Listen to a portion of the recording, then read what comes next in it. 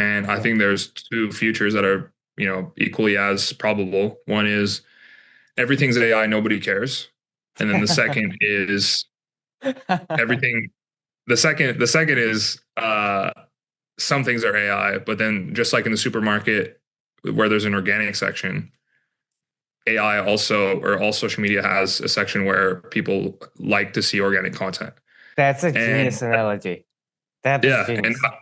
I think, I first heard this from Brock Johnson, by the way, who's a super prolific content creator on Instagram, and he was explaining it to me.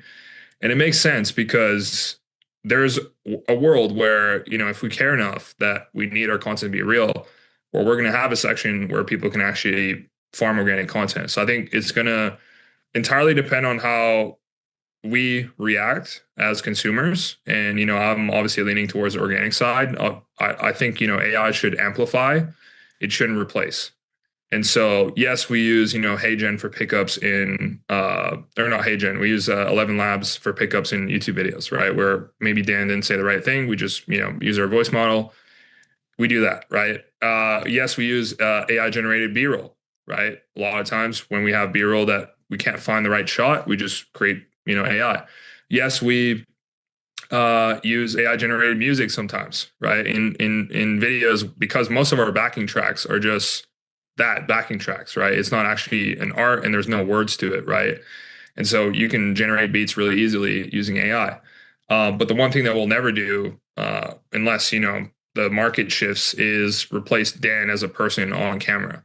And I think that is something that you have to do when you want to build trust with your audience, right? Is you tell the market, this is always me. This has always been me. It's always going to be me.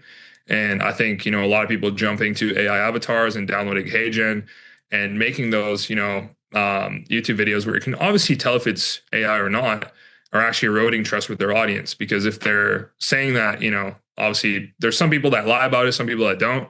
But either way, if you have an AI avatar on your content, it's not actually you, then what are you actually, doing in the background, right? And there's a lack of integrity there sometimes. And so I think Like that's if what you, I'm seeing. sorry to cut you off, if you Yeah, don't yourself as the creator think that it was worth your time to record the content, why the viewer is gonna think that it's worth their time to watch it? totally. Yeah, totally. And yeah, I think, I hope that us as consumers, we push for organic content, we push for organic interactions. And even in spite of that, right? Then I would think about how do you actually defend yourself in the AI era, right? How do you Mhm. actually defend your content when everyone can make anything, right? And that's when I think about ways that you can have organic interactions between humans, because at the end, I think that's what's gonna be defensible online Mhm. is filming real life interactions and people reacting to things and emotional um, moments, which obviously AI can go and create, but the unpredictableness of live events and the Mhm. unpredictableness of filming live interactions and posting them online, I think is going to replace. I think it's going to replace a lot of the formats that we're seeing online right now because those are easily replaceable using AI. So an example of that for us is our content where we have kids ask questions to Dan Mhm. King's Club, Yeah. where they're outside, they're asking Dan questions. Dan's sharing his knowledge. Those videos are videos that we inherently created as a container where it's not scripted, it's off the cuff. Kids are just asking Dan questions, they're curious, and people eat that shit up because it's an organic interaction between a mentor and a mentee.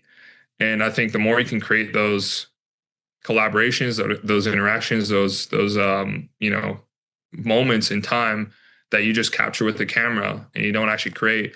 I think that's what is going to stand out online in the future when every video about here's 5 AI tools that you can use, and then you point here and point there, and this used to work, this doesn't work anymore. Those videos are just going to be AI avatars.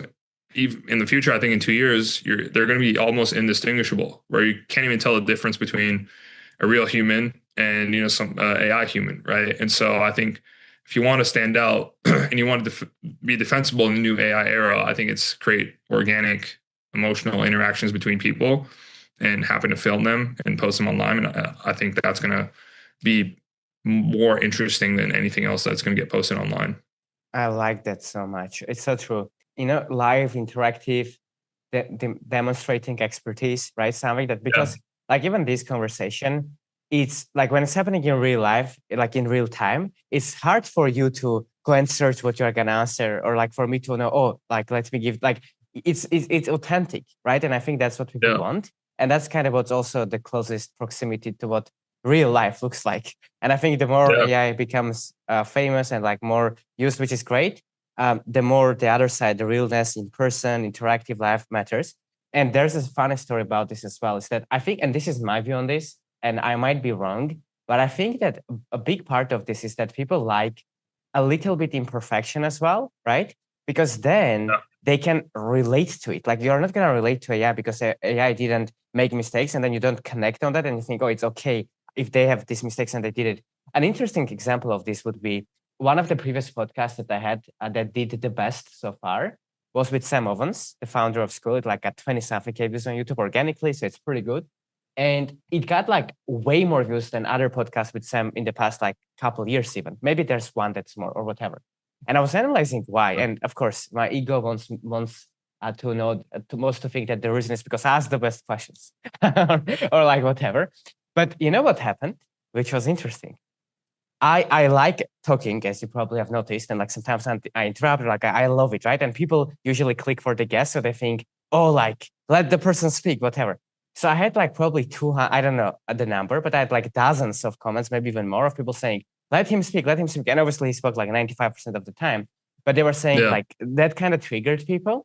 And you know, that I believe was one of the reasons that video was that like more engaging, and maybe it got more views because people were discussing it. There's back and forth. Some people were defending me in the comments, like, you know, he whatever. And I think that's what it is, because if let's say there's AI, like Sam sits and there's an AI and asking the perfect questions, and some answers and leaves, like, are you gonna watch that? You want a little bit of this, you know, the human human thing, the mistakes, like the own things human, that make you human.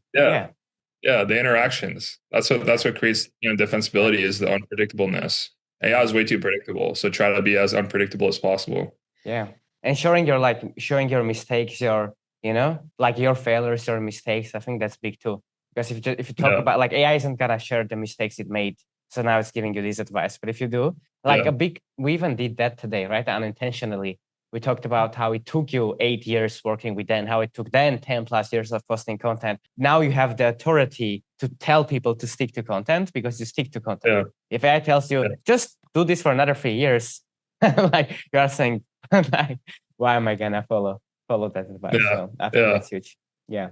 Now, a lot of these trainings are available for free with all of the templates, AI tools, private feedback for you to be able to implement in your business. And guess what? It's absolutely free. So if you're interested, the link will be down below in the description and you can apply to join there.